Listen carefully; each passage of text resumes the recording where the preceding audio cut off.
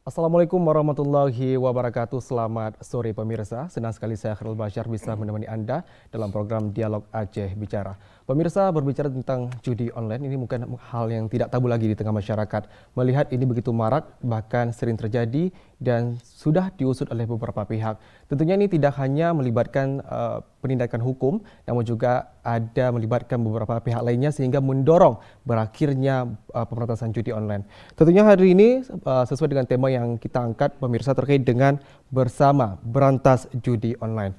Dan dengan narasumber yang sudah hadir di studio TVRI Aceh, saat ini pemirsa sudah bersama saya Kombes Pol Irwan Fahmi Ramli SIK yang merupakan Kapolresta Kota Banda Aceh. Assalamualaikum Pak. Waalaikumsalam warahmatullahi wabarakatuh. Terima kasih telah hadir di Aceh Bicara Pak. Sama-sama Bang Khairil. Baik, kemudian juga pemirsa sudah hadir bersama saya Profesor Dr. Tengku Haji Muhibut Tabari MA yang merupakan Wakil Ketua MPU Provinsi Aceh. Assalamualaikum Tengku Tabari. Assalamualaikum warahmatullahi. Masya Allah. Terima kasih telah hadir di Aceh Bicara. Kemudian pemirsa narasumber kita yang terakhir yaitu Profesor Syamsul Rijal MAG yang merupakan pengamat sosial. Assalamualaikum Prof. Waalaikumsalam warahmatullahi wabarakatuh. Senang bertemu dengan Prof. Terima kasih sudah hadir dalam Aceh Bicara. Ya, Aceh Bicara bicara tentang Aceh. Iya benar sekali. Dan baik hari ini pemirsa berbicara tentang judi online, tentunya ini merupakan hal yang sering sekali dibicarakan di media sosial bahkan di tengah-tengah masyarakat. Dan ini akan sesuai dengan tema kita terkait dengan bersama berantas judi online. Mungkin kita berawal dari Pak Fahmi dulu Pak. Ini dari investigasi yang sudah dimulai beberapa hari yang lalu terkait dengan penangkapan 19 orang. Nah mungkin bisa diceritakan kenapa judi online terus tumbuh subur di negeri kita ini Pak?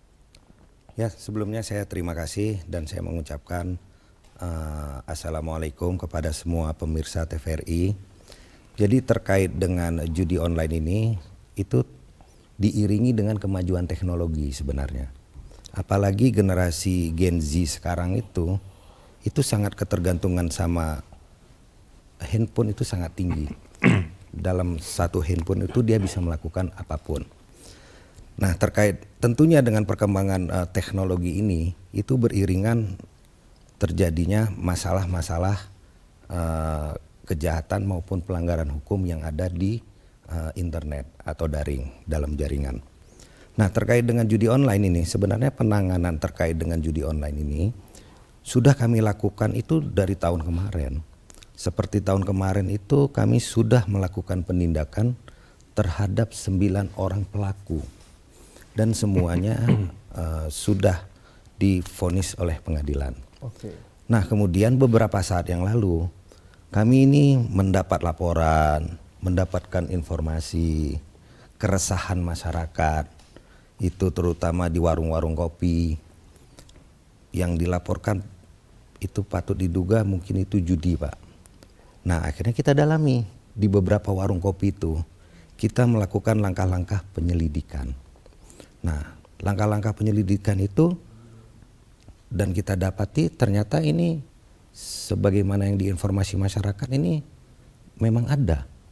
Selanjutnya anggota kami melakukan penindakan kepada beberapa pejudi yang di beberapa warung kopi ini.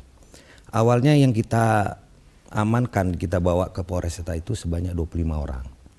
Kemudian setelah kita melakukan pemeriksaan semuanya, akhirnya yang terbukti itu ada 19. Sehingga dari 19 ini kita jerat pasal 18 Jungto 19 Konun Jinayat. Ya Konun Jinayat. Jadi ternyata keresahan masyarakat yang dilaporkan kepada kami itu terbukti. Dan kami juga berharap dengan penindakan hukum yang kami lakukan ini sebagai efek kejut. Ya efek kejut sehingga bagi penjudi-penjudi yang lain yang melakukan aktivitas yang sama berhentilah, tidak ada gunanya. Kira-kira itu pengantar dari saya terkait dengan penindakan hukum terkait judi online. Baik, dan menyambung terkait dengan bagaimana masih banyaknya di luar sana nih masyarakat Aceh yang terjerumus dengan judi online dan itu terus menerus. Nah, kenapa masih banyak yang merasa oh ini mungkin sebentar saja ini, kemudian bisa lanjut lagi? Itu menurut Pak Fahmi gimana? Nah, fakta yang kami temukan dari pemeriksaan dari 19 tersangka ini, jadi pada umumnya mereka itu untung-untungan ikut itu. Ya, sebenarnya misalnya dia penghasilannya dapat sekitar 120.000 atau 100.000. Dengan uang tersebut dia kumpul-kumpulkan, kemudian dia coba untuk peruntungan untuk mendapat tambahan penghasilan sebenarnya. Tapi fakta yang ditemukan dari pemeriksaan tersebut awalnya hanya iseng untuk nambah. Tetapi faktanya ketika dia kalah, itu bikin dia penasaran. Sehingga dia lanjut lagi, dia pinjam uang sama temannya. Bahkan uang-uang di rumah tangga yang seharusnya digunakan kebutuhan rumah tangga itu digunakan untuk judi online itu. Kemudian ada yang menang, misalnya dapat jackpot dan sebagainya itu. Justru itu membuat ketagihan. Sehingga judi online ini kalahnya membuat penasaran, kemudian menangnya membuat ketagihan. Makanya orang-orang yang sudah terjebak dalam judi online ini sulit berhenti gitu Bang Heral. Oke, baik. Nah, mungkin ini juga menyambung dari Pak Tabari sendiri, mewakili MPU Aceh, melihat bagaimana kita ini daerah secara Islam, Pak Tabari sendiri. Bagaimana ini punya otonomi khusus. Apakah ini bisa mempercepat hilangnya judi online di tengah masyarakat, Pak Tabari? Ya, terima kasih para pemirsa yang berbahagia. Adalah suatu keprihatinan kita ketika akhir-akhir ini memang kita disibukkan dengan situasi, ya katakanlah tidak hanya di Aceh tapi Indonesia pada umumnya. Dalam hal ini kita apresiasi pemerintah ketika gerak cepat, tadi sudah sampaikan oleh Pak Kapolres, bahwa dengan hadirnya katakanlah Kepres 21 kalau nggak salah saya 2024 itu semakin mempercepat bagaimana perhatian kita semua, tidak hanya pemerintah dalam kaitannya dengan Aceh misalnya yang diberi hak legal formal tentang undang-undang syariat Islam itu, maka kita harus menempuh dari sisi agamaisnya. Sebab secara normatif sudah diatur misalnya ayat Al-Quran tentang keharaman judi, dan itu terkait langsung tadi bincang-bincang dengan Pak Kapolres juga menyangkut dengan khamar. Karena judi itu di dalam dunia Arab disebut dengan maisir, termasuk di kanunnya maisir. Maka maisir dengan khamar itu dua hal yang tak dapat dipisahkan. Sesungguhnya kalau kita lihat fenomena hari ini, kita kembali pada era jahili pra kehadiran Rasulullah sebelum Islam.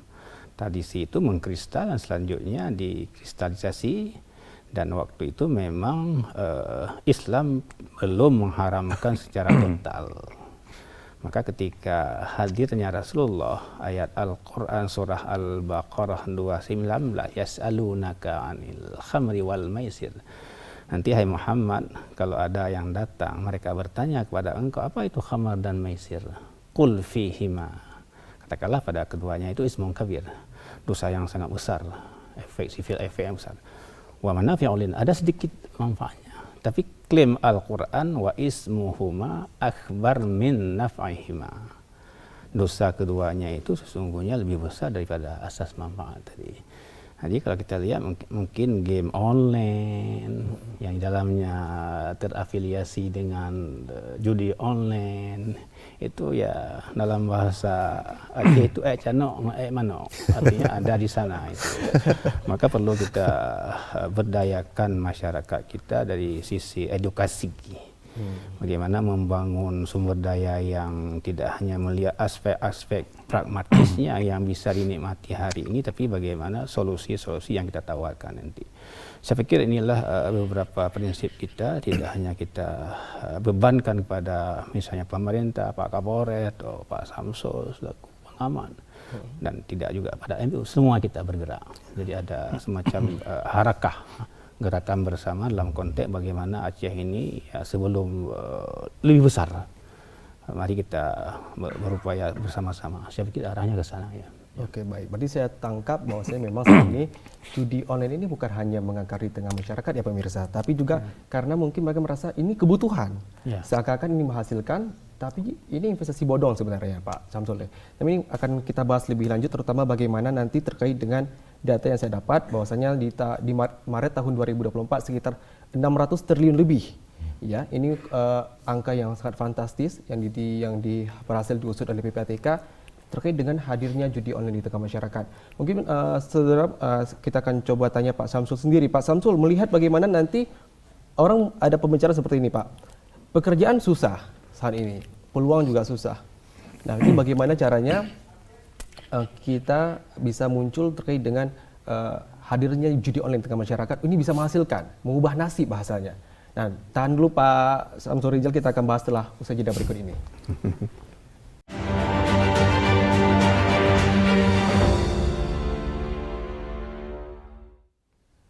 Terima kasih Anda masih menyaksikan Aceh Bicara Saudara, dan melanjut tadi pertanyaan saya bagaimana terkait dengan ini ada pembicaraan di tengah masyarakat Pak Samsul sendiri, gimana tidak lari ke judi online bahasanya, tapi lapangan kerja susah. Nah, jadi caranya ialah siapa untung beruntung, itu mengadu nasib melalui judi online. Itu bagaimana pandangan Pak Samsul sendiri? Ya, terima kasih Pak Kapolres dan dari MPU. Saya pikir bicara tentang mengadu nasib, keberuntungan itu kan bagian dari kehidupan manusia. Dan kalau kita runut, perbuatan judi itu bukan persoalan manusia hari ini. Itu sudah ada sejak zaman kuno, dari era Yunani, dari India kuno, dari Cina kuno, kemudian abad pertengahan. Nah, ketika abad pertengahan itu sudah mulai disentuh oleh otoritas keagamaan dan pemerintah. Itu jadi, kalau dulu beda. Nah, sekarang di era modern, tadi Pak Kapolres kan sebutkan ya, karena artinya apa? Bahwa IT sudah digunakan atau penyalahgunaan IT untuk perbuatan kejahatan. Salah satunya adalah judi online. Dan saya pikir judi yang sifatnya online itu kan prototipe yang sebagian kecil dari perilaku judi itu sendiri. Dan itu kan berbudaya Aceh sendiri ya. Ada sabung ayam misalnya, kan ada main domino atau main apa, itu yang dulu yang tidak online. Tapi online ini kan banyak macam dan ragamnya. Nah, kalau kita runut mengapa itu mengadukan keberuntungan, bisa saja bagi mereka menganggap ada faedah yang mereka peroleh, sehingga ada ketergantungan di dalam pekerjaan judi melalui online itu. Meskipun tadi oleh pihak MPU sudah menegaskan bahwa menyitir ayat Al-Quran ada faedah, tapi mudaratnya lebih besar dari itu sebenarnya. Nah, mungkin dari sisi ini, nah barangkali disinilah perlu ada campur tangan negara, karena negara itu dalam hal ini pemerintah punya kewajiban untuk melindungi rakyat. Jadi di dalam persoalan bahwa rakyat sudah berada dalam peradaban yang tidak benar, yang disangka oleh mereka itu benar, ternyata itu tidak, maka negara harus turun tangan. Makanya saya pikir saya sangat apresiatif gerak cepat terukur. Apa namanya? Presisi ya Pak Kapolres. Presisi. Yang sudah dilakukan beberapa hari terakhir. Mungkin akan ada efek-efek sosial yang muncul daripada penegakan hukum terhadap ini. Oleh karena itu, inilah mungkin tema berantas bersama judi online itu perlu. Jadi tidak hanya dari pihak penegak hukum, dalam hal ini kepolisian misalnya, tetapi harus ada karya-karya inovatif. Secara sosial keagamaan misalnya, institusi-institusi keagamaan juga harus dimanfaatkan untuk mengingatkan warga. Jadi saya pikir tidak tabu kalau di khutbah Jumat misalnya ada space mengingatkan rakyat terhadap keluarganya, anaknya, cucunya terhadap bahaya judi online ini. Jangan-jangan kita tidak paham loh bagaimana sebenarnya dahsyat dan ganasnya judi online itu melebihi dari kanker misalnya. Itu kan bisa tidak hanya menggerogoti harta, Betul. tetapi menggerogoti mindset, pola pikir bagi seseorang yang sudah dirasuki oleh kecanduan pekerjaan judi itu yang lain bukan bagi mereka. Nah, di sini mungkin akan ada penanganan spesifik. Maksudnya begini. Warga yang belum, warga yang sudah masuk ke perilaku judi, warga yang tidak bisa melepaskan dirinya lagi dari judi. Ini kan bisa kita pilah-pilah. Kalau bicara untung bahwa di sana ada manfaat, bukan hanya orang yang bekerja judi, tetapi mereka yang menyediakan fasilitas judi misalnya. Ini yang saya tangkap dari Kasat Reskrim Polresta Banda Aceh yang tadi pagi, bahwa bila mana ada misalnya institusi, perorangan atau perusahaan yang mensupport misalnya untuk sukses mereka yang berjudi secara online, ini juga akan bisa dikenakan sanksi dan hukum. Saya kira ini sangat tepat. Oleh karena itu, kalau untuk Aceh begini, bukan hanya penegakan hukum, saya pikir banyak instrumen yang sudah mendukung itu. Tinggal lagi adalah komitmen bersama kita. Bicara kanun lebih lagi kan, ada jinayah pasal berapa di 18-17 ya. Itu sudah, itu kan prosesnya. Nah, yang saya melihat bukan persoalan bahwa sekarang ini ada judi, lantas kita tangkap mereka dan kita publish bahwa sekian sebagai sebuah keberhasilan, tidak. Tetapi bagaimana peta statistik angka yang terlibat dalam perjudian ini bisa segera diminimalisir dengan segala perangkat hukum yang ada. Ini yang mungkin tugas berat kita bersama ya. Jadi bukan persoalan bahwa banyak itu di Satgas Nasional kan ngeri-ngeri sedap juga itu kan. Menkominfo udah ngomong loh, ada ratusan katanya. Kalau di kementerian ada ASN yang udah ratusan, ini kan ada persoalan di budaya bangsa kita. Mungkin nanti Pak Kapolresta juga berdasarkan sidikannya akan ada dipublish misalnya. Dan itu tidak mengenal apa. Bisa jadi begini. Katakanlah kalau dari statistika umur itu cenderung di generasi muda atau yang produktif, yang belum punya pencaharian misalnya, itu terjebak dengan ini. Mungkin bisa tadi istilahnya iseng-iseng ya, ada ketergantungan, tetapi tidak ada fasilitas. Nah, ketika tidak ada fasilitas untuk memenuhi permainan game judi online ini, disinilah ada kejahatan-kejahatan lain. Bisa jadi dia menjual yang bukan haknya, atau menodong orang lain untuk memenuhi maksudnya, atau bahkan mencuri. Jadi ini bukan ya saya pikir memberantas judi ini akan memberantas kejahatan-kejahatan lainnya juga. Baik. Ini juga melanjut ke pertanyaan Pak Tabari, Pak. Ini kan kemarin 5 hari yang lalu, tidak salah Abu Faisal mengatakan kepada media bahwasanya saya sudah mengingatkan itu melalui fatwa.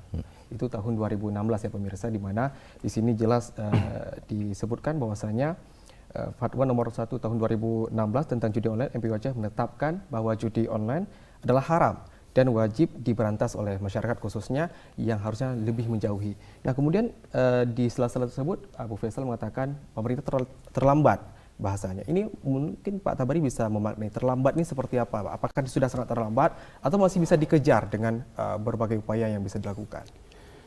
Baik, terima kasih. Mungkin beliau melihat dari aspek ditetapkan fatwa 2016, sekarang 2024, sudah 8 tahun lebih kan dari sudut. Dan memang fatwa ini kan kita sampaikan pada Pemprov, dalam hal ini Pak Gubernur bersama Forkopimda.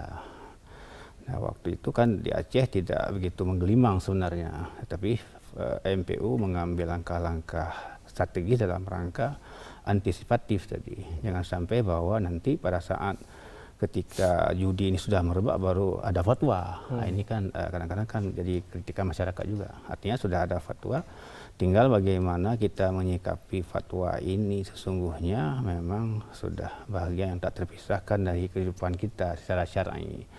Di Aceh saya pikir ini bentuk-bentuk normalisasi kalau istilah beliau budaya kultur. Jadi kita bangun kultur kembali, kultur yang terseret sedikit mungkin. Ya. Kita harus optimis juga bahwa sesungguhnya Aceh masih dalam bingkai-bingkai syar'i. Cuma kalau istilah Pak Kapolres sebelum besar, mari kita bersama-sama kan nanti kita gerakan. Kalau istilah saya itu harakah itu. Jadi optimisme kita mampu kita atasi insyaallah dalam bentuk bagaimana menyadarkan kekuatan sumber daya yang ada, tidak hanya kita pandang pada gen Z yang sekarang, tapi juga mungkin yang kita khawatirkan nanti orang-orang tua yang tidak ada pekerjaan juga masuk dalam frame itu ya ini. Ini kan cybercrime kalau istilahnya. Jadi kejahatan medsos itu sesungguhnya ada di mana-mana. Jadi orang tua mungkin pakai smartphone, handphone atau apapun namanya aja, belajar tergiring ke judi online. Ini yang kita sayangkan nanti. Oke, baik. Kemudian kita berpindah nih ke Iya. Pak Fahmi. Pak, ini kan sekitar 2 juta lebih situs judi online ditutup oleh Kominfo, Iya. dibantu oleh Polri sendiri. Iya. Nah, tapi masih banyak situs-situs yang berkeliaran nih Pak. Iya. Nah, bahasanya apakah sesulit itu untuk di stop atau gimana Pak? Jadi kalau berbicara kewenangan ya untuk menutup situs itu adanya di pemerintah pusat. Itulah kenapa dibentuk salah satunya Satgas itu untuk mempercepat hal-hal yang seperti itu. Tapi sebelum ke arah sana, saya tertarik apa yang disampaikan Prof. Samsul. Ya. Nggak bisa itu masalah judi online itu hanya penegakan hukum. Betul. Nah, kita kembali seperti saya ini kan polisi ya, tentu ada ilmunya. Jadi ilmu kepolisian itu merupakan bagian dari ilmu-ilmu sosial. Menurut Parsudi Suparlan, ilmu kepolisian itu adalah sebuah bidang ilmu yang pendekatannya interdisipliner, yang menyoroti masalah-masalah sosial, isu-isu terkini, dan penanganannya. Nah, kalau kita mengacu yang disampaikan oleh Parsudi Suparlan tersebut, artinya polisi adalah salah satu bagian dalam menyelesaikan persoalan-persoalan masyarakat atau masalah-masalah sosial. Nah, di sini banyak instansi lain, bahkan masyarakat itu sendiri yang harus dilibatkan. Saya setuju apa yang disampaikan Prof. Samsul.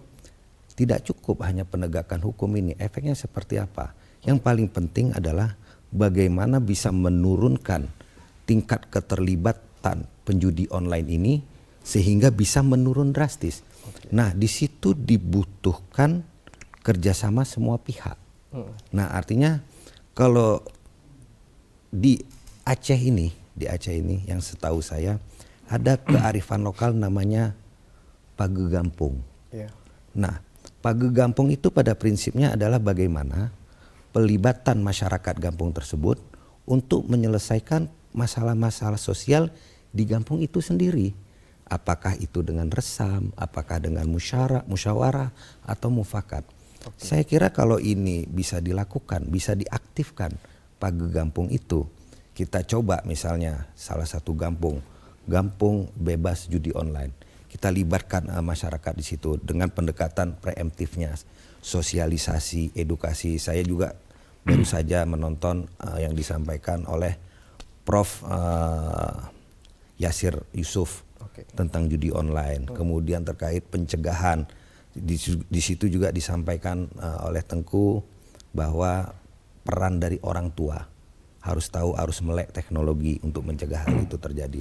Kemudian terkait dengan penegakan hukum bisa dilaporkan kepada kami sebagaimana saya rilis pada saat press conference, bisa laporkan pada WA curhat kami, pasti kami tindak lanjuti.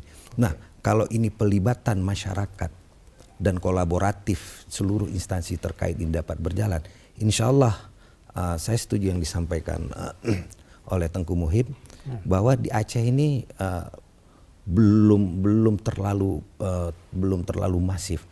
Masih punya waktu kita untuk mencegah ini berkembang lebih lanjut. Itu kira-kira. Baik. Nah, pandangan dari Prof. Samsul sendiri dari pendapat dari Pak Fahmi itu terkait dengan adanya peran dari instansi lain, khususnya media ya pemirsa. Bagaimana media menjadi sorotan utama untuk bisa mensosialisasikan dan juga menyebarkan hal-hal baik, terutama bagaimana larangan-larangan dan efek negatif yang muncul akibat judi online sendiri. Karena dari data tahun 2023 itu angka perceraian Pak Samsul itu 215 yang ditangani itu berakibat karena judi online. Apakah ini sangat serius seperti itu dampaknya Pak? Angka apa tadi? Angka perceraian itu yang muncul. Perceraian. Ya, kalau mencari tahu keterhubungan sebuah perilaku dengan perilaku yang lain, itu kan harus dilengkapi dengan data dan fakta yang signifikan. Misalnya perilaku judi dengan perceraian, bisa jadi dapat diduga karena suaminya lalai dengan kegiatan perjudiannya, sehingga menelantarkan rumah tangganya. Ya, sangat mungkin bahwa salah satu segmen daripada angka perceraian itu disumbang oleh perilaku judi. Ya. Jadi itu tidak menutup kemungkinan seperti itu. Tapi problemnya adalah bagi kita seperti yang tadi disampaikan, ini ada perilaku judi, baik yang budayanya tradisional maupun modern. Betul. Kan gitu kan. Yang tradisional kita belum ungkat kali. Ini yang modernnya ini aja sudah wahole gitu kan. Jadi Meresahkan, Pak, ya. Jadi ini. Nah, bagaimana memutus mata rantai ini? Ini yang bersama. Mungkin secara sosial ekonomi perlu beberapa tindakan-tindakan. Tadi sudah disampaikan juga, sepakat bahwa perlu ada edukasi. Edukasi ini ya, semuanya bukan kalau keluarga mengingatkan anak itu, artinya dia juga akan berlaku untuk dia. Jadi edukasinya seperti itu. Jadi keluarga, pendidikan dan lingkungan gitu harus saling mengingatkan. Ada trilogi instrumen untuk membangun peradaban manusia yang saya pikir harus. Dan lagi tadi apa ya terbaca di Serambi hari ini juga ya, penegakan hukum misalnya. Kita akan apa? Itu kan apakah ditegakkan hukum bagi mereka yang sudah tertangkap dan terbukti bersalah sesuai dengan kapasitas yang dilakukan? Apakah cukup dengan ini? Yang sudah tertangkap oke, yang belum kan tidak. Cuman bagaimana untuk meminimalisir, saya belum mengetahui, tetapi bisa menganalisis bahwa diperlukan juga penegakan hukum digital. Jadi ini Pak Kapolres harus ada kolaborasi internasional. Karena permainan judi ini yang lewat online kan bisa jadi servernya itu kan tidak di Indonesia. Betul. Bisa di mana-mana gitu kan. Nah, ini kan ada persoalan bagi negara juga. Jadi bagaimana penegakan itu? Jadi saya pikir harus dicari tahu kalau mau penegakan hukum digital. Karena sumber judi online itu kan dari IT digitalisasi itu sendiri.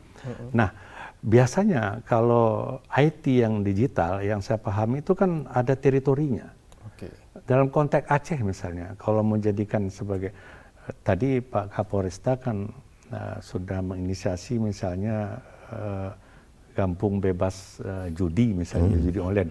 Itu kan ada apa ya, pemblokiran wilayah misalnya. Sebagai Itu bisa saja kalau instrumen digitalnya ini sudah dikuasai, artinya di stop. Jadi di wilayah itu dia tidak bisa masuk. Betapapun dasarnya, tapi itu kan membutuhkan teknologi lain. Jadi di samping ini yang paling penting adalah negara harus hadir untuk mengedukasi warganya bahwa ini tidak benar gitu. Bukan persoalan haram ini hari ini. Kan banyak sudut. Ada budaya, ada ketergantungan, ada kedesakan ekonomi dan sebagainya.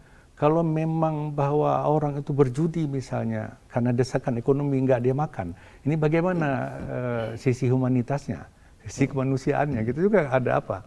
Tapi kalau dia ini berimbas kepada yang lain, sehingga judi ini sudah digandrungi, habislah generasi kita ini. Generasi judi, otaknya juga otak judi, nanti semuanya dijudikan. Jadi ini saya pikir. Oleh karena itu edukasi perlu, penegakan hukum saya sepakat, bahkan ditemukan oleh Kasareskrim tadi, penegakan hukum bukan hanya orang yang melakukan judi, tetapi ada yang memfasilitasi, memberi ruang dan gerak bagi orang yang berjudi itu sehingga dia sukses berjudi. Nah, ini apa penyediaan chip misalnya kan, ini sumbernya. Di mana izinnya ini? Jadi ini mata rantainya. Mungkin dialog ini menjadi tidak senang bagi mereka-mereka yang sudah menikmati keuntungan dari perilaku-perilaku ini. Tetapi kita kan berpikir untuk kemanusiaan ke depan. Nggak boleh ini generasi ini, apalagi bonus demokrasi dilahirkan 2045, mindsetnya judi gimana? Jangan-jangan nanti judi sudah menjadi tren. Lifestyle manusia modern, ini berbahaya. Benar. Ini masih kecil online tuh. Karena juga melihat menyambung Pak Samsul di beberapa negara yang superior, misalnya di Asia Tenggara itu sudah melegalkan, misal di Kamboja, Thailand, kemudian Malaysia dan Singapura. Pemirsa, ini juga akan kita bahas terkait dengan mirisnya 70% di antara 79% pemain judi di antaranya ialah mahasiswa, buruh, kemudian ASN dan sebagainya. Berarti ini memang tidak tebang pilih. Betul. Semua kena di setiap sektor. Ini akan kita bahas usai jeda berikut ini.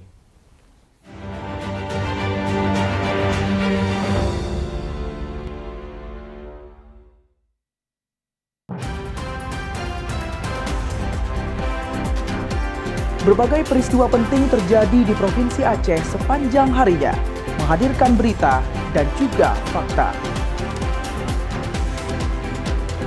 Sebagai jendela informasi, menyoroti berbagai kekayaan dan keindahan Aceh dan mengolahnya menjadi konten yang membangun. Kami hadir menyajikan informasi yang akurat, teraktual, dan sumber terpercaya, serta laporan langsung di setiap peristiwa. Saksikan Aceh Hari Ini setiap hari pukul 17 waktu Indonesia Barat hanya di TVRI Aceh, media pemersatu bangsa.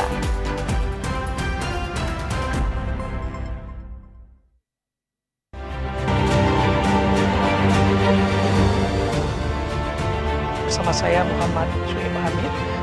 Nah, dari catatan KPPM Banda Aceh, lalu apa Menjaga agar apa yang disiarkan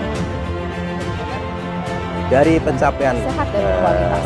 dan anggaran Terbesarnya itu adalah teknologi. Jadi dalam konteks Aceh kita melihat runtan jantung sendiri. Realisasi saya melihat di sebagian lembaga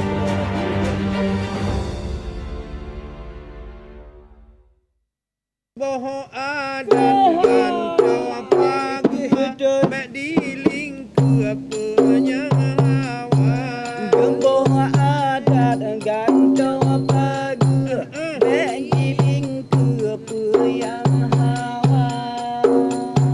Melalui seni bertutur, bersama Sanggar Sam-Sam Lako, turut melestarikan budaya warisan Indatu yang memuat pesan moral dan petua-petua. Hanya di program Mecae setiap hari Senin pukul 14 waktu Indonesia Barat.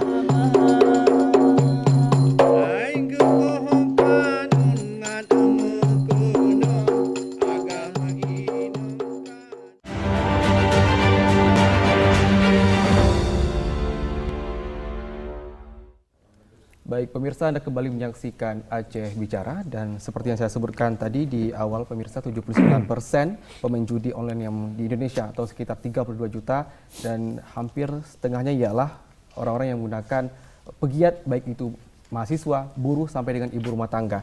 Nah, mungkin ini akan lebih spesifik kepada Pak Tabari, Pak, melihat bagaimana seorang ibu ini, kan bahasa tadi Pak Syamsul bilang madrasah itu ula, Pak, ya. Berarti ibu ini madrasah pertama bahasanya. Apakah dengan meleknya seorang orang tua untuk misalnya tidak mengerti digital, itu apakah berpengaruh terhadap anak-anak, didikan anak-anaknya, Pak? Silakan. Ya, saya pikir dengan situasi hari ini memang kita dituntut untuk menyesuaikan diri dengan kondisi pada zamannya. Meskipun kita masih tabu sebagian ya, yang bukan generasi Gen Z tadi, tetapi bagaimana kita memahami situasi yang ada dalam diri kita. Saya pikir inilah yang ditegaskan dalam Al-Quran, ya ayyuhalladzina amanu qu anfusakum wa ahlikum nara. Sesungguhnya pendidikan rumah tangga. Wahai orang yang beriman, kamu jaga diri kamu dan keluarga kamu dari api neraka. Jadi game itu ya performance dari api neraka yang ada di dunia. Kenapa? Civil efeknya besar sekali. Misalnya seseorang itu ya katakanlah mencuri dalam bahasa kita. Kalau dalam bahasa yang lebih populernya penggelapan, katakanlah dengan berbagai modus, dana-dana sosial atau apapun namanya. Dan itu ditegaskan memang di dalam maqasid syariah. Misalnya bagaimana tujuan diturunkannya hukum Islam itu salah satunya hifzul mal. Hifzul mal itu bagaimana menjaga kekayaan kita, harta kita. Maka salah satu larangan Allah tidak boleh mencuri. Kenapa? Hifzul mal, kita menjaga harta kekayaan kita. Tapi sesungguhnya celeng masjid hilang. Itu kan gara-gara mungkin ya kita tidak terkontrol lagi. Kenapa? Maka pendidikan rumah tangga yang pendidikan disebutkan informal itu atau informal itu menjadi keharusan, kewajiban bagi kita. Jangan kita lepas kepada madrasah sekolah. Betapa hanya sekolah bisa misalnya 8-10 jam. Setelah itu kan mereka bergelut di rumah tangga. Dan dunia yang paling luas lagi adalah dunia masyarakat. Itulah yang disebut dengan pendidikan non formal. Dan jangan kita salahkan juga orang-orang kopi sendiri. Nanti di Aceh tidak ada lagi orang kopi, tapi bagaimana kita meminimalisir tadi seperti Prof. Samsul katakan bahwa orang kopi yang tujuan hakikinya adalah menyediakan seluruh kebutuhan minuman atau katakanlah makanan bagi kita, sesungguhnya disalah artikan dan disalah gunakan. Ini yang salah. Jadi penyediaan fasilitas IT pun perlu mendapat pengawasan. Jangan sampai bahwa kita hanya bisa katakanlah membeli tetapi tidak bisa kita gunakan dengan sebaik-baiknya. Jadi ada tujuannya benar tapi cara yang salah ini pun tidak dibenarkan dalam agama. Maka saya pikir kita kukuhkan pendidikan keluarga tetapi jangan sampai lost control juga di dunia masyarakat kita ini. Ini saya pikir anak-anak kita ini ya. Baik, nah kemudian yang menyambut ya pemirsa 19 orang yang ditangkap tadi itu saya baca di berita itu masih tergolong muda, bahkan ada 19 tahun hingga 20 Ini masih anak-anak muda banget ya pemirsa. Itu kalau sebelum ditangkap mungkin ada penjaringan atau bagaimana Pak Fahmi bisa jelaskan? Itu tadi yang seperti saya sampaikan di depan. Jadi sebelum kita melakukan tindakan hukum atau upaya paksa, kita itu melakukan penyelidikan. Penyelidikan itu untuk memastikan apakah informasi dan laporan masyarakat terkait judi online di warung-warung kopi ini benar terjadi dan patut diduga kuat memang terjadi, itu dia. Setelah kita melakukan penyelidikan di beberapa warung kopi dan kita patut diduga apa yang dilaporkan, apa yang disampaikan itu benar-benar terjadi. Nah, jadi oleh karena itu setelah kami mengamati dan melakukan penyelidikan dan kami pastikan patut diduga terjadi tindak pidana judi online ini, maka kita melakukan penindakan, yaitu dengan cara mengamankan pelaku-pelaku judi ini, kita bawa ke Polresta Banda Aceh, kemudian kita usut dan kita pilah-pilah mana unsur-unsur pidana yang terpenuhi dan mana unsur-unsur pidana yang tidak terpenuhi. Itu yang saya sampaikan di depan. Dari 25 itu ada 6 orang yang kita kembalikan karena unsur-unsur yang dipersangkakan padanya itu tidak cukup. Sehingga kita kembalikan ke keluarganya. Sementara yang 19 ini ya harus kita proses hukum karena memenuhi unsur-unsur pidananya untuk diproses lebih lanjut. Oke, bisa diceritakan sejauh ini bagaimana yang diproses? Apakah memang dalam lintasan pelajar kah atau mahasiswa atau bagaimana Pak Fahmi? Jadi berbagai macam status sosial di situ. Yang sebagaimana saya disampaikan tadi. Ada yang pekerja swasta, ada yang supir, ada yang nelayan, ya kan? Nah, artinya masalah perjudian ini atau judi online itu tidak memandang status sosial. Jadi siapapun bisa terkena. Nah, disinilah makanya apa yang kami lakukan beberapa hari yang lalu, ini artinya sebagai efek kejut. Ya, efek kejut. Dan ini alhamdulillah, ya itu berawal dari informasi dari masyarakat, keresahan masyarakat, kita tindak lanjuti. Kami berharap dengan tindakan kami kemarin itu memberikan efek kejut kepada yang selama ini masih melakukan judi online. Nah, itu dia. Dan kami kayak hari ini sebenarnya kami tidak hanya melakukan penegakan hukum. Hari ini kami berkomunikasi dengan pengelola kedai kopi, kami berkomunikasi sama pemilik warkop, kami memasang himbauan-himbauan, ya himbauan-himbauan terkait dengan judi online. Itu kami komunikasikan dengan pemilik maupun pengelola warung kopi, dan itu diterima dengan sangat antusias dan kami pasang di depan warung kopi maupun di dalamnya. Harapannya seperti yang disampaikan Tengku Muhib bahwa penyedia warung kopi itu ya memang harus memenuhi kebutuhan dari pelanggannya. Yang penting itu jangan disalahgunakan. Nah, jangan disalah. Ini kata kuncinya adalah kontrol bersama, terutama pemilik maupun pengelola warkop itu. Dan ke depan kami akan bekerja sama dengan instansi yang terkait, contohnya dengan Satpol PP, kemudian dengan WH, termasuk juga dengan MPU Kota Banda Aceh. Kita akan melaksanakan patroli bersama. Di situ bisa kita lakukan edukasi, di situ bisa kita saling bersama-sama melihat langsung berpatroli. Dan sekiranya ada masyarakat yang membutuhkan informasi bisa kita jelaskan. Jadi ke depan itu tidak hanya menegakkan hukum semata, tetapi juga beriringan dengan itu kami akan melakukan langkah-langkah preemptif maupun langkah-langkah preventif. Baik, nah menyambung dari Pak Fahmi, Pak Samsul melihat bagaimana kenapa ini bisa masuk sampai ke lintas sektor ya Pak? Mahasiswa, kemudian kita nggak sangka ibu rumah tangga juga ikut serta di dalamnya. Ya, seperti di awal saya katakan bahwa perilaku judi itu bagian daripada kehidupan kemanusiaan. Jadi dia atas nama manusia ya strata manapun, laki, perempuan, antara laki-laki dan perempuan, ya, tua, muda, pejabat, rakyat, ya, apalagi mahasiswa, non mahasiswa, bahkan TNI, Polri juga tidak tutup kemungkinan sebagai oknum. Jadi dia tidak mengenal itu, karena dia kan perilaku judi itu kan mindset yang sudah merasuk di otaknya bahwa ada kenikmatan di dalam berjudi itu, ada benefit. Saya sangat terkejut ya, testimoni pelaku judi online yang sudah bertahun-tahun. Salah satu testimoni adalah malam ini dia menang 50 juta, tapi besok pagi dia kalah 70 juta. Jadi nggak pernah, tadi Pak Kapolres tidak pernah dia nikmati itu sebenarnya, ketagihan. Nah, inilah yang mungkin perlu ada edukasi, ya, bagaimana bagi orang-orang yang belum terjebak ke dalam perilaku ini supaya bisa dihindari. Ya, tugas kita dalam hal ini adalah negara tentu harus intensif untuk mencegah, tentu dengan segala perangkatnya ya, tidak hanya face to face kepada warga ya, tapi juga semua perangkat yang tersedia untuk itu. Kalau memang kita hendak selamatkan generasi untuk bonus demografi 2045. Ini tantangannya banyak ini loh. Ini kan jaringannya internasional, bukan hanya lokal nasional, tapi juga internasional. Masalah narkoba, sabu-sabu, judi, ini udah judi lagi ya. Dan tidak tutup kemudian di cybercrime seperti ada juga persoalan-persoalan yang kita hadapi bagi yang berkemampuan khusus menghacker situs misalnya kan.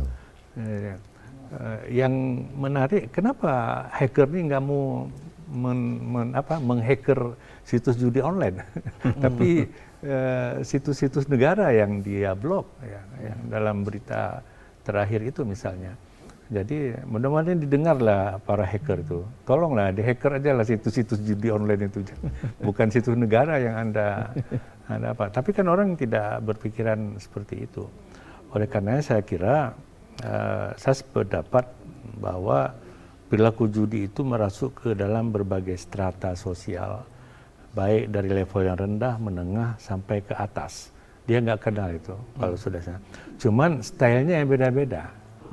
Bisa jadi masyarakat rendah judinya online levelnya sekian dolar atau sekian rupiah.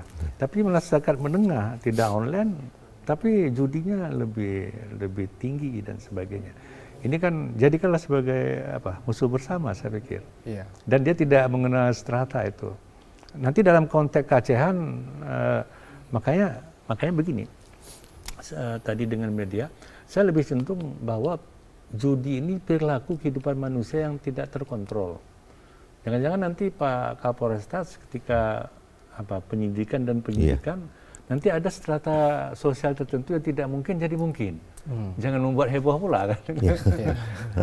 Misalnya dari institusi pendidikan umum, institusi pendidikan agama seharusnya paham nggak kena, tetapi juga terjerumus dalam judi, nggak bisa seperti itu. Saya ingin menegaskan bahwa perilaku judi itu adalah bahagian daripada peradaban manusia yang menyimpang. Ya, dia tidak mengenal strata. Bisa jadi imam juga akan berjudi, bisa imam sebagai nama atau imam sebagai profesi. Itu kan tidak tutup kemungkinan itu. Oke, baik. Nah, kemudian pemirsa juga melihat bagaimana katakanlah seperti yang dikatakan oleh Diskominfo, bahwasanya dengan ada misal media sosial memberikan iklan terkait dengan misalnya slot dan sebagainya, itu didenda sebanyak 500 juta rupiah. Itu misal dari laporan masyarakat ada masukan khusus misalnya. Dan ini regulasi yang diperketat. Apakah kira-kira ini berdampak untuk kedepannya atau hanya sebentar saja, Pak Samsul? Itu kan komitmen negara, ya kenapa tidak berdampak? Ya akan berdampak. Apalagi kalau negara berhasil menutup situs judi online, selesai urusannya. Ini persoalan tadi kan banyak hal yang harus dijadikan equilibrium dalam kebijakan. Ini yang kita harus pahami. Ini kan bukan persoalan sosial, bukan persoalan kejahatan, menyangkut persoalan ekonomi, menyangkut macam-macam ini. Jadi bagaimana ya kita bisa memproteksi di wilayah hukum masing-masing, ya misalnya Banda Aceh, ya kota Banda Aceh jadilah warga yang bebas judi, menjadi prototipe bagi kabupaten kota di Aceh misalnya. Ini kan sangat apa? Karena saya lihat baru Kapolresta Banda Aceh yang atensif untuk ini. Jadi ini kan bisa mengangkat ini sebenarnya. Ini belum lagi dikaitkan dengan kita ada kewenangan kanun, macam-macam kan. Jadi budaya orang Aceh sebenarnya. Karena hari ini warga Aceh adalah hidup di era modern dan serba IT, dan di IT itu ada penyalahgunaan termasuk judi online. Nah inilah tantangan bersama tadi, bagaimana ini kita perlu pikirkan. Oke, baik. Nah, Pak Tabari melihat adanya fatwa sendiri tahun 2016 terkait dengan larangan online, apakah sosialisasi akan terus digencarkan melihat sekarang hadirnya Satgas pemberantasan judi online? Ini Pak, sosialisasi ini akan terus digencarkan di tengah masyarakat, khususnya kaula muda nih, yang kadang-kadang mereka juga, ada nih fatwa haram misalnya judi online. Mereka kan nggak tahu rata-rata. Itu bagaimana Pak Tabari? Ya, selama ini memang kita sudah sangat agresif bagaimana daerah-daerah tertentu, misalnya daerah-daerah pedalaman juga kita lakukan, kita bersama-sama dengan masyarakat mensosialisasikan berbagai fatwa, tidak hanya ini sebenarnya, tapi ini dalam kasus-kasus yang sedang seperti ini ya memang kita gugah kan. Sosialisasi dalam bentuk misalnya pamflet-pamflet, kemudian juga di media, dan termasuk misalnya pada waktu-waktu Jumatan atau khatib kita himbau sangat nanti pada misalnya Jumat yang akan datang ini ada semacam dalam bentuk implisit atau eksplisit bahwa harus menyebutkan ini. Kenapa? Karena memang ini bahaya kita. Betul. Tidak hanya pada sisi orang tua, tapi Aceh secara umum. Apalagi kita akan menghadapi situasi nanti pada September, Oktober itu kan PON. Jangan sampai bahwa kita dituduh, nanti dilihat oleh orang bahwa begini ternyata syariat Islam juga masih melegalkan, kira-kira begitu dalam tanda kutip itu. Jadi ini perlu ada, kalau menurut kami, gerakan bersama seperti yang disampaikan Pak Kapolresta juga tadi, bagaimana kita secara bersama-sama memberi penguatan bagi yang memang sudah diberikan ilmunya. Bagi yang telah terlanjur maka ada sisi taubatan nasuha lah, kembali ya. Karena tidak ada diuntungkan, kalau istilah kita, tidak ada yang diuntungkan dari judi itu. Kita hanya terkontaminasi saja, ingin coba-coba, dan bagi tadi istilah Pak Kapolres, kalau yang menang merasa ketagihan yang coba lagi, yang kalah ingin penasaran ya. Satu teori juga, penasaran ingin coba-coba. Tapi kalau Prof Samsul bilang kan kita tidak pernah menikmati sesungguhnya, karena kita ingin semuanya pada proses itu kan. Jadi saya pikir arahnya ke sana. Fatwa ini adalah bagian dari kita. Jangan dianggap bahwa fatwa ini hanya untuk MPU, untuk pemerintah, tapi untuk kita bersama-sama. Bahwa keharaman ini sesungguhnya adalah kutipan-kutipan dari dalil-dalil yang qat'i, sesungguhnya ada dalam aspek normatif Al-Quran dan hadis. Jadi jangan kita anggap bahwa hidup untuk hari ini ya, sehingga muncullah bahwa kita aspek-aspek pragmatisme yang kita tunjukkan. Jangan seperti itu. Baik, menarik sekali, dan mungkin harapan terakhir bisa disampaikan oleh Pak Fahmi sendiri terkait dengan hilangnya mungkin dengan adanya diskusi bersama ini. Ada solusi yang bisa kita ambil hikmahnya sehingga ini genggaman baru nih, sehingga bisa memberantas judi online khususnya di Kota Banda Aceh. Jadi menurut pandangan kami terkait dengan pemberantasan judi online itu tidak bisa semata-mata dengan penegakan hukum. Kata kuncinya adalah pelibatan stakeholder yang ada dan masyarakat secara aktif untuk mencegah judi online ini dilakukan oleh yang memang sudah terlanjur atau yang ingin coba-coba. Artinya kita punya kearifan lokal yaitu Pagegampung. Saya berharap masing-masing kampung itu ada program untuk membebaskan kampungnya itu dari judi online. Itu lebih efektif menurut saya. Baik. Terima kasih. Nah, pandangan terakhir dari Pak Samsul sendiri selaku pengamat sosial, apa harapan yang disampaikan sehingga ini bisa Saya sepakat, tidak hanya lewat penegakan hukum tadi, tapi pelibatan semua stakeholder, terutama institusi negara yang menangani bidang ini juga harus menguasai teknologi yang bisa mendeteksi digitalisasi judi online. Jadi sebenarnya di dalam melacak ini kan kita juga perlu teknologi. Nggak bisa dengan membangun asumsi, fakta dan sebagainya. Tetapi karena judi online ini menggunakan teknologi yang dasar, harus ada menguasai teknologi lain yang bisa mendeteksi situs judi online itu. Saya kira itu yang paling penting. Baik. Nah, mungkin harapan terakhir bisa disampaikan Pak Tabari bagaimana mungkin agar ini selesai, Pak. Khususnya bagaimana nanti setelah sosialisasi fatwa ini menyeluruh ke masyarakat, ada harapan khusus yang bisa disampaikan Pak Tabari? Ya, mari sama-sama kita bergerak maju ke depan, terutama kepada generasi yang sekarang yang memang sudah terkontaminasi dengan judi online. Mari kembali kepada hakikat kebenaran. Karena kebenaran itu tidak hanya untuk kita, untuk semua orang. Dan kalian adalah bagian yang tak terpisahkan dari estafet kepemimpinan negara. Kami nanti akan mewariskan kepada kalian semua. Mari kita semuanya. Tapi juga orang-orang tua kita juga harus sampai terus watawasau bil haq, watawasau bil, saling kita memberi kepada kebenaran dan saling kita juga mengingatkan pada jalan kesabaran. Saya pikir arahnya ke sana. Terima kasih. Baik, terima kasih banyak Pak Tabari atas waktunya, kemudian juga Pak Fahmi Ya, dan sama-sama. juga Pak Syamsul Rijal atas waktunya. Melihat bagaimana pemirsa ini merupakan hal yang sangat fenomenal di tengah masyarakat dan sangat trending, bukan hanya di media sosial, tapi juga booming sekali dimanapun, karena judi online ini ibarat kata Pak Syamsul tadi bahwasanya ini ibarat kanker. Sangat kalau dilama-lamakan maka semakin sakit rasanya dan sangat sulit untuk menemukan obat khusus atau racikan khusus untuk bisa menghilangkannya. Kita berharap hadirnya Satgas yang dibentuk oleh Presiden Joko Widodo bisa menghasilkan satu inovasi yang baru, optimal di tengah masyarakat, sehingga nantinya judi online ini bisa betul-betul berantas hingga sampai ke akar-akarnya. Pemirsa, tentunya ini juga menjadi momentum bagi kita untuk saling mengingatkan, seperti kata Pak Tabari, untuk saling watawasau bil haq, Pak, ya, agar saling mengingatkan hal kebaikan, sehingga nantinya ini bisa selesai bukan hanya di pribadi kita, di tingkat kampung, kemudian kabupaten, provinsi, hingga nasional. Dan juga saya tadi merangkap dari Pak Fahmi sendiri bahwasanya sebenarnya ini bisa selesai dengan mudah seandainya kita bisa membangun satu kebiasaan, budaya dan ekosistem yang baik di tengah kampung. Salah satu dengan cara pagu kampung tadi, Pak, ya. Dengan adanya hadirnya pagu kampung di tengah masyarakat, maka ini menjadi solusi konkret yang bisa mungkin diambil inisiatif oleh pemirsa, khususnya bagaimana menghilangkan judi online baik di tingkat kampung hingga ke tingkat nasional. Mungkin demikian pembincangan kita terkait dengan judi online. Kita harapkan ini bisa segera selesai baik di tingkat nasional maupun di tingkat kabupaten kota.